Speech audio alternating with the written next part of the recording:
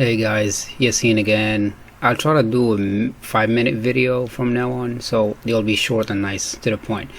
My 2 cents on the market. Closing below the 21, right in here. Not a good sign, especially when that happened with all the other indexes, IWM, Dow Jones, and all that. So my key point is, except actually that SMH, what actually did not, it actually outperformed the other indexes. My thing is, I don't want to see the index or the stock staying or staying actually too long under these moving averages. What I mean by that is 21, especially the 21 and the 50.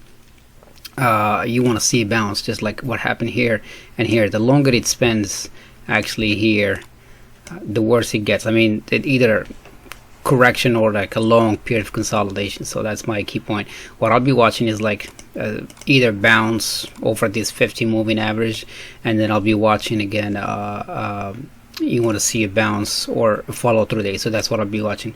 So follow through days, like going up here, making another corrections, and then I'll be watching either the stock will go up, I mean the index, or it will go down. So those are the key things that I'll be watching. And like I said again, you want to see stock bouncing like here or here or here. The longer it spends below those moving averages, the longer the consolidation. That doesn't mean it's crashing or anything. You just want to be watching. You want more information before you make that decision.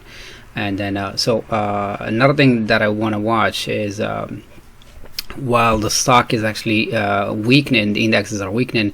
What do you want to be watching from your side is stocks that actually didn't move or didn't get affected much by the indexes collapsing. A few names that I actually did found. PUBM is one of them. Stocks barely like moved. There was an inside day here, and I'll be watching this flag, and I'll be watching if the stock actually starting to break above these prices here. Another one, MTTR. It's a new IPO, had a long base. This is an advanced entry. I think I talked about it and I did explain one of my videos with the stock Roku. So this would have been a good entry with a recent decent stop loss either here or here. The stock actually made it, showed us like where it did had a resistance. So actually first time it was down here, and then second time and third time then we had a huge break, nice break with noticeable volume. Stock actually didn't get affected much by the recent pullback, so I'll be watching that too. Another one is Ryan. Actually this one actually did close green that day, so another name that actually showing relative strength. These are my 2 cents on the stock market. When it comes to crypto, we're looking at the daily. You want to see actually Bitcoin. This is Bitcoin actually, 56,000. You want to see it starting to close above the moving average. You want it to claim above that 50 moving average before you can before we can say, oh, it's bullish again. Ethereum is actually Ethereum is outperforming Bitcoin. And you always want to keep in mind, like, you don't want to see bullish or bearish. Like, anything can happen. Like here we can have like an outrun from here, since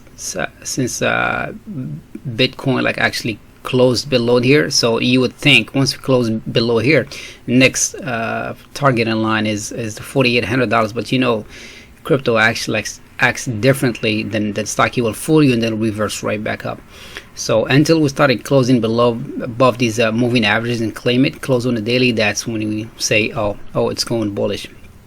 Ethereum may have these lines drawn up here for the next leg down. But again, like I said, anything can happen. Ethereum I'll be watching starting to claim above the 50 moving average first, and then above the high of that red candles, actually these two candles, which is a 4600, just to be safe. And then it will be a potential upside. All right, thank you guys so much. You take care. Bye.